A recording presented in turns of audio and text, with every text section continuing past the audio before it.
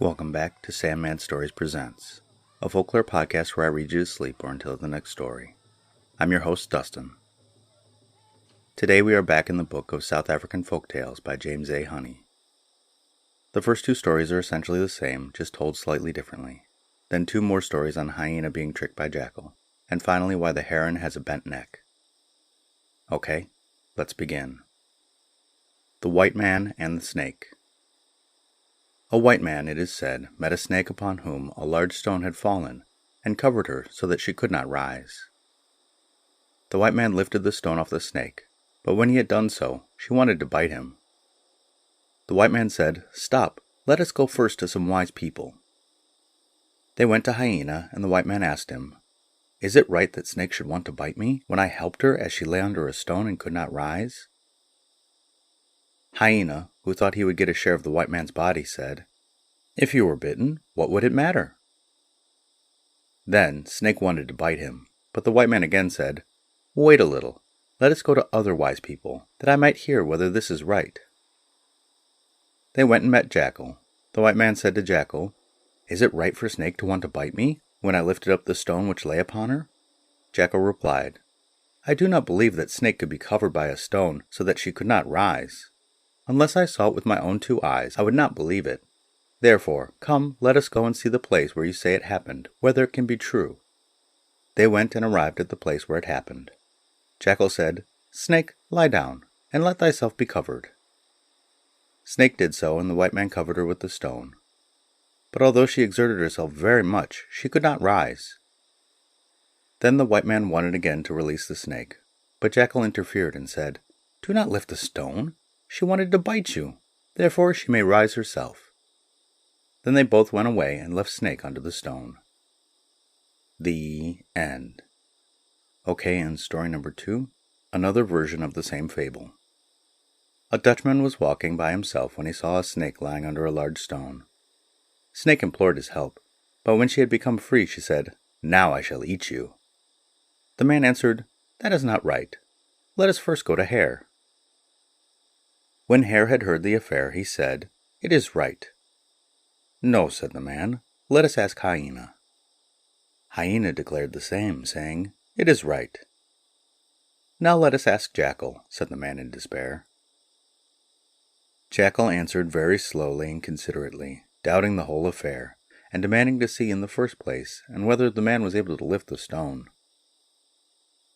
Snake lay down, and the man, to prove the truth of his account, put the stone on her again. When she was fast, Jackal said, "Now let her lie there." The end.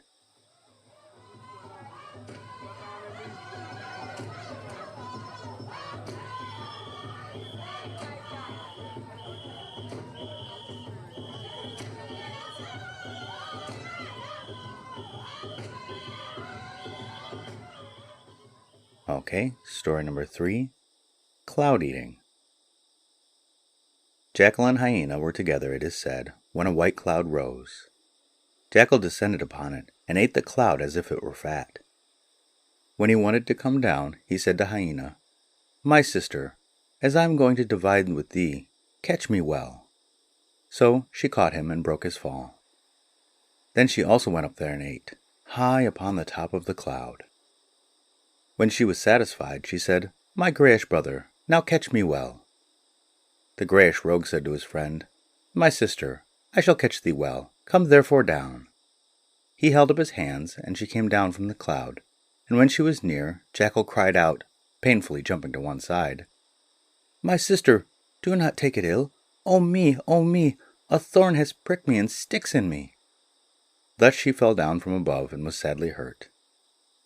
Since that day, it is said that Hyena's hind feet have been shorter and smaller than the front ones.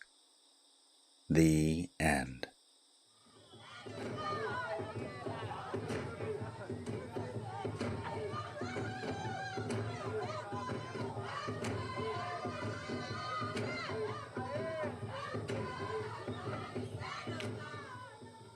Okay, and story number 4, Lion's Illness. Lion, it is said, was ill, and they all went to see him in his suffering. But Jackal did not go, because the traces of the people who went to see him did not turn back. Thereupon he was accused by Hyena, who said, "Though I go to look, yet Jackal does not want to come and look at the man's sufferings." So Lion let Hyena go, in order that she might catch Jackal, and she did so, and brought him. Lion asked Jackal, "Why did you not come here to see me?" Jackal said, "Oh, no. When I heard that my uncle was so very ill, I went to the witch doctor to consult him, whether and what medicine would be good for my uncle against the pain. The doctor told me, 'Go and tell your uncle to take hold of Hyena and draw off her skin and put it on while it is still warm. Then he will recover. Hyena is the one who does not care for my uncle's sufferings.' The lion followed his advice, got hold of Hyena, drew the skin over her ears, while she howled with all her might, and put it on. The end.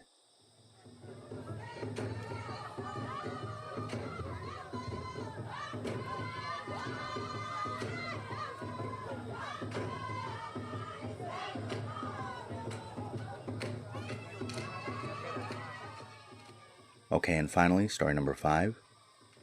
Jackal, Dove, and Heron. Jackal, it is said, came once to Dove, who lived on the top of the rock, and said, "Give me one of your little ones." Dove answered, "I shall not do anything of the kind." Jackal said, "Give it to me at once, otherwise I shall fly up to you." Then she threw one down to him. He came back another day and demanded another little one, and she gave it to him. After Jackal had gone, Heron came and asked, "Dove, why do you cry?" Dove answered him, "Jackal has taken away my little ones. It is for this that I cry." He asked her, "In what manner did he take them?" She answered him, "When he asked me, I refused him. But when he said, 'I shall at once fly up, therefore give me it,' I threw one down to him." Heron said, "Are you such a fool as to give your young ones to Jackal, who cannot fly?" Then, with the admonition to give no more, he went away.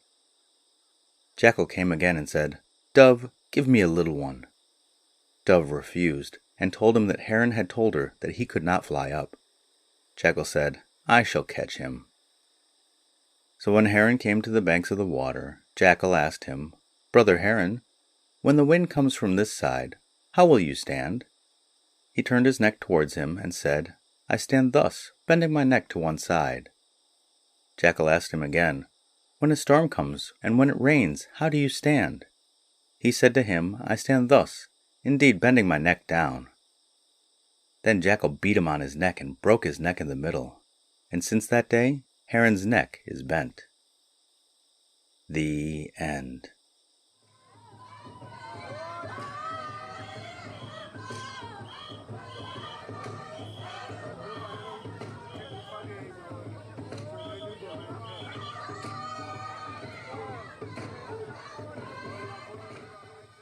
Well, the first two stories, they sound a lot like the Korean story of Old Man on the Mountain, the tiger that gets stuck in a trap and the human lets him out, and the tiger says, "I'm going to eat you now," and then they have to go around to see, oh, well, who says this and who says that, and who thinks the man should be eaten, and who thinks the tiger should go back in the... And finally it's a wise toad that says, "Oh yeah, tiger, go back in the pit to make sure we can see how you would actually get out." And then in the cloud-eating one... Jackal, man, he's just always a jerk. Hyena jumping down from the cloud and, oh, ow, there's a thorn stuck in me. He jumps out of the way, little jerk.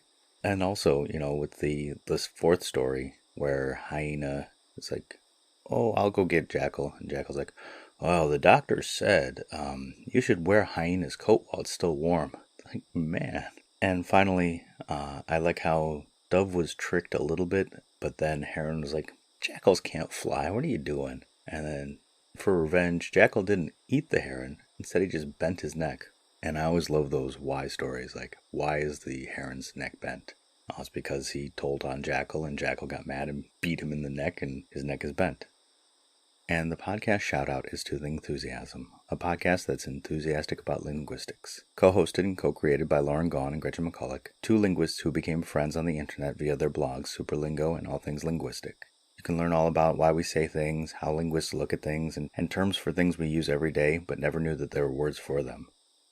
Also, Gretchen has a very fun book called Because Internet, which shows the changes in language after the invention of the internet. And if you like their show as much as I do, go and give it a rating, a like, and a review. And the listener shout out is to Portland, Oregon. You are 49% of my listeners from this state. Originally home to the Multnomah and Cascades people, Portland was incorporated into a city in 1834. In 1889, it was called the filthiest city in the United States by the Oregonian, although I'm sure it's cleaned up a bit since then. And according to a 2000 census, there were over 10,000 artists living in the city. Now, that's somewhere I can see myself living. And so to my listeners in Portland, I say, thank you and good night.